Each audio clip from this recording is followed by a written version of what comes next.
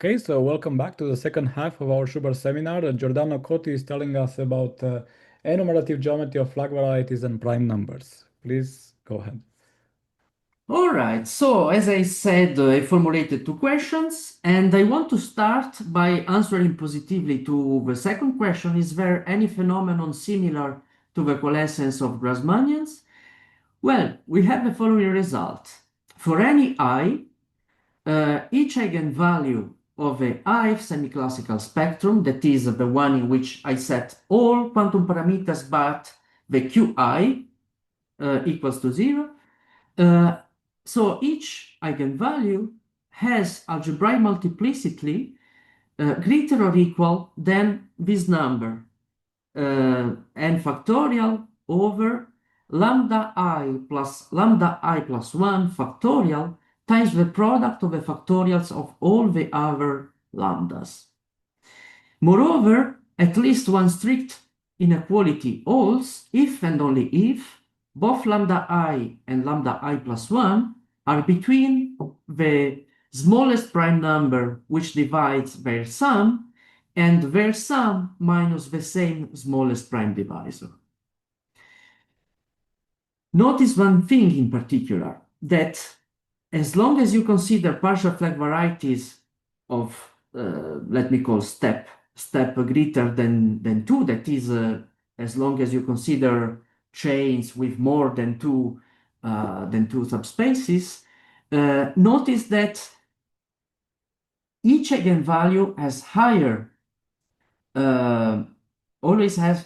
is never simple, always have high multiplicity. The fact is that you can still have higher multiplicity than this lower bound. Okay? All right. So let me then address the first question. What is the Gromov Witten theoretical meaning of this limit procedure? I mean, I start from this operator, depending on some parameters, then I put parameters equals to 0, and so what? What is the meaning from the Gromov Witten point of view? Well, the fact is that Gromov Witten theory can be developed in a relative way in families. And what I mean by that? Well, I mean that I can consider now free spaces X, B, the base, and F, the fiber, smooth projective varieties over the complex number, and I can consider fiber bundles. So Bx is the total space, B is the base, algebraic or holomorphic fiber bundle with typical fiber F. And what you can do is the following. You can just restrict your curve counting to those curves which are vertical. That is, whose image just lives in fibers of this bundle structure. And I realized, well, I discovered last summer two papers. One paper dating back to the 90s due to Astashkevich and Sadov, two physicists who first developed a relative theory for Gromov Witten invariants, and they called it the vertical quantum cohomology of a triple XPF. Well, it turns out that if you read that paper, another beautiful paper, but in that paper, many so to say, many properties of this vertical quantum cohomology were based on expected properties of suitable moduli spaces that should appear, one expects to appear here, and these details has been fixed only recently in 2025 by Biswas, Das, O, and Paul, who indeed redeveloped and gave a rigorous foundation to this vertical quantum cohomology. And let me also add another reference. After I put on the archive this preprint on mine, Mark Shoemaker wrote to me and point out another recent paper of his, indeed the same year, 2025, in which, together with Shen, they developed an alternative similar construction to the one of Biswas, Das, O, and Paul. And I would say that the study of how the two constructions are related would deserve further investigations. Well, let me continue. So what happens is the following. Well, you can recover the absolute quantum cohomology of X, the quantum cohomology I was speaking up to now, in the case in which the base space is just a point. And what you should keep in mind is that the vertical quantum cohomology of a triple interpolates the classical cohomology of a base, the quantum cohomology of a fiber, and in the classical limit, it reduces to classical cohomology of a total space X. All right. So how this is related to my setting? Well, for each lambda multiplet, and for each fixed index I, let me introduce a further multiplet lambda slash I, in which I do the following. I replace lambda I and lambda I plus 1 by their sum. So what I am doing, I am shortening the length of this multiplet. And the fact is that we have natural forgetful morphisms from f lambda to f lambda slash I, in which I simply forget the ith element of this chain of subspaces. Well, it's not difficult to see that what happens is that the f lambda is the total space of a Grassmann bundle of over the f lambda slash I. So over f lambda slash I can take the quotient bundle, the ith quotient bundle with fiber vi plus 1 over vi minus 1. And what f lambda is the Grassmann bundle in which, in each fiber, I have the Grassmannian of lambda I subspaces of this quotient. So what we have is the following. For any I from 1 to n minus 1, we have a vertical quantum product associated with such a fibration. And the claim is the following. The limiting operator that I was computing by setting all but one the quantum parameters exactly equals the operator of vertical quantum multiplication in the vertical quantum cohomology for a suitable triple. I mean, when I choose one of the parameters and I keep it free and all the others are set to 0, from the Gromov Witten point of view, I am considering a different Grassmann bundle structure of the same f lambda on the same partial varieties. What I do, I change the base of this Grassmann bundle and I change the fiber. All right, so now I go to the last part of this talk, and let me explain what I wanted to do. So, all right, I understood that there is something similar for partial varieties to the coalescing phenomenon of Grassmannians, but what I wanted to have was a way to measure, again, to have a measure of the rareness of this phenomenon. And at the same time, I wanted to understand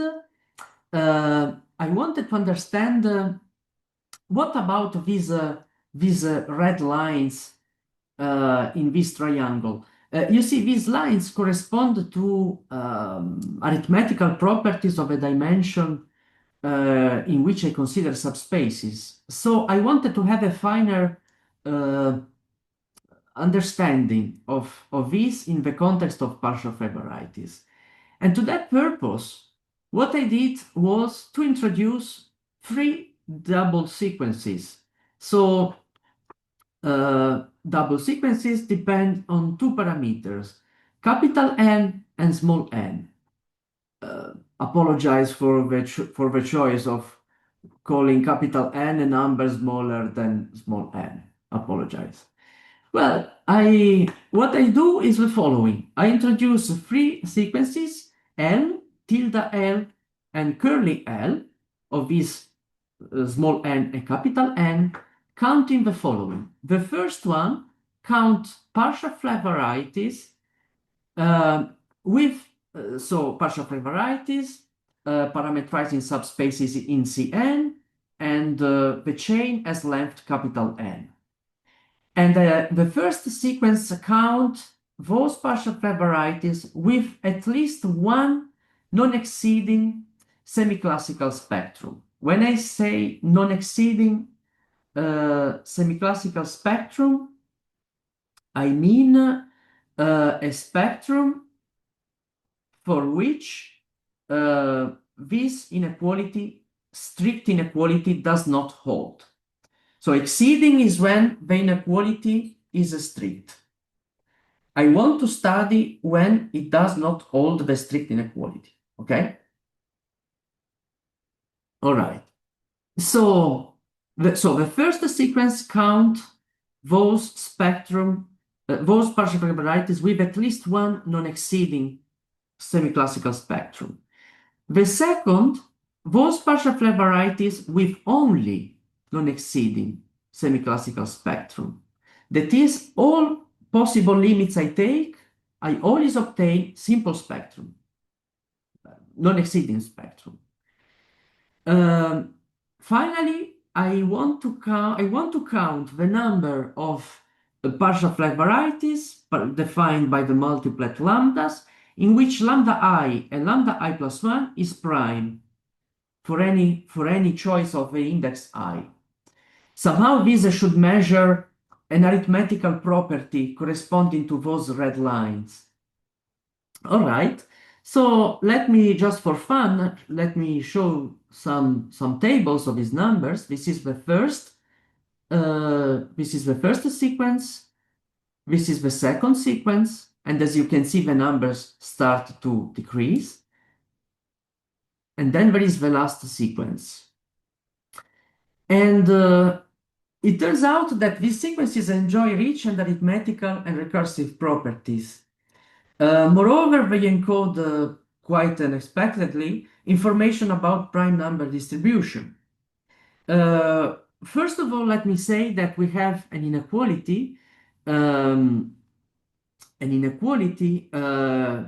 chain of inequalities between these three sequences, and here the only non-trivial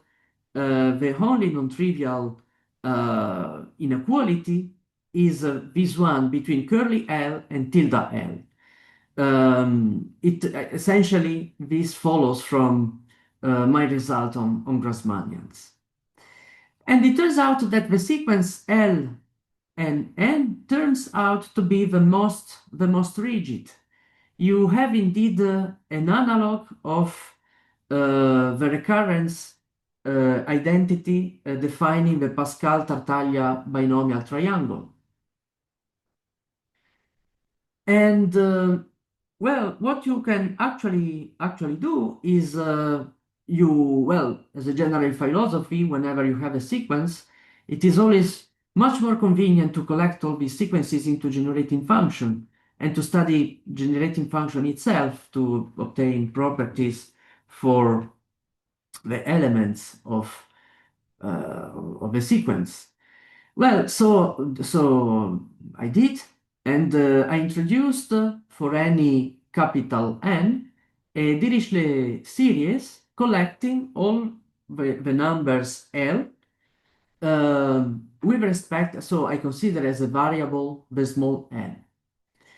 And it turns out that these functions remarkably have rich arithmetical content. For example, if you take lambda 2 and if you multiply by the Riemann zeta function, what you obtain is this non-trivial identity in which it appears the Dirichlet series of number of divisors of n, here it is in yellow, times a sum over the primes, times a truncated Euler product, plus a Dirichlet sum counting the number of distinct prime divisors of n, minus the Dirichlet series counting the sum of distinct prime divisors of n. And moreover, what you actually can discover is that the recursive identity of Pascal type that I showed you in the previous slide implies a recursive structure of its generating function. Indeed, you can obtain the generating function associated to L n plus 1 as a convolution product of the generating function L of n times gamma functions and Riemann zeta functions.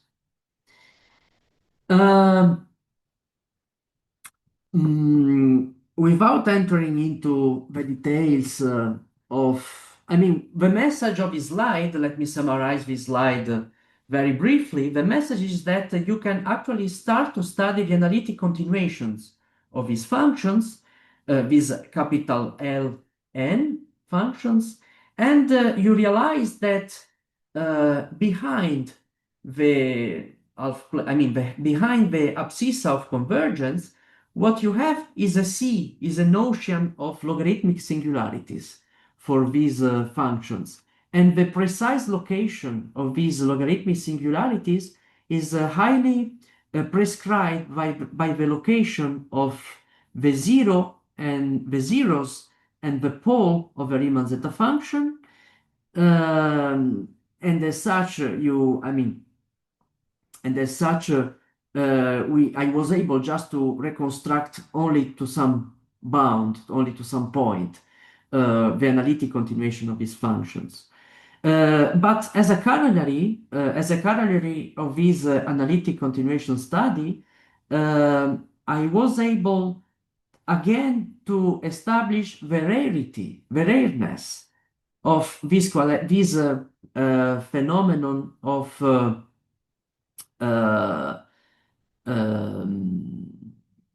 partial flat varieties with at least one non-exceeding semiclassical spectrum. In the class of all possible partial flat varieties, if you consider the density of partial flat varieties with at least one non-exceeding semiclassical spectrum, it has density 0. This is an analog result with respect to the Christmas tree that I showed you in that picture. But I want to move on a different topic. I proved the following result. These three sequences, L, L tilde, and L, have a common non-trivial property of eventual polynomiality. For any k, I claim that there exist three polynomials with rational coefficients and three natural numbers, such that eventually, that is for n greater than these three numbers nk and tilde k in curly n, you have this equality of these sequences evaluated along shifted diagonals. For L, the existence of such a polynomial follows from the Pascal identity. But for L tilde and L, this follows from counting of weighted walks on two suitable graphs. For this, I don't have the time for today to explain this, but I would like to move on a last phenomenon that I noticed experimentally. You see, here you have the table for the last sequence curly L. And remember, this sequence curly L wants to keep track of this phenomenon for Grassmannians of red lines in that Christmas tree. And well, I was quite surprised by the fact that this sequence curly L manifests a phenomenon that the previous two sequences did not. Indeed, I realized, for example, that the number L11,4 is 0. That means that there is no flag variety of parametrizing chain of length 4 of subspaces in C11 for which the non-exceeding semi-classical spectra are justified just by arithmetical properties of a sequences of a multiplet lambda. And so I wanted to understand more this vanishing pattern of the sequence L. And here you are what I realized. The sequence L manifests a curious phenomenon. It may happen that it vanishes depending on the pair n capital N. And this never happens for the two subsequences. So for example, Ln2 is 0 whenever n is not prime. But also, experimentally, you can find the following. L11,4 is 0, but also L17,4 is 0, L23,4 is 0, L29 is 0, and so on. In general, I started at some point to write down such a list of numbers, and I wondered to myself, but what is this sequence of numbers I have in my hands? And, well, it took me some hours to understand. And I realized that indeed it's a sequence related to a very famous problem. And a very famous problem, probably you recognize the signature at the end of his letter. This is the letter that Goldbach sent to Euler in 1742. And here you have the result, the vanishing pattern for this sequence L, curly L. Theorem. We have Ln capital N equals 0 only if capital N is 2, 4, or 6. If capital N is 2, then N is not prime. If capital N is 4, then N is not the sum of two prime numbers. That is, that sequence I was showing you before is the sequence, or better, a subsequence of those numbers who are not the sum of two prime numbers. And finally, I realized that Goldbach conjecture is indeed equivalent to the non-vanishing of this last the sequence L n, 6. A very last comment. You see, when I had in my hand this polynomiality property, well, I was very optimistic. I said maybe one can say, you see, what this polynomiality property tell us is about the growth of these subsequences of these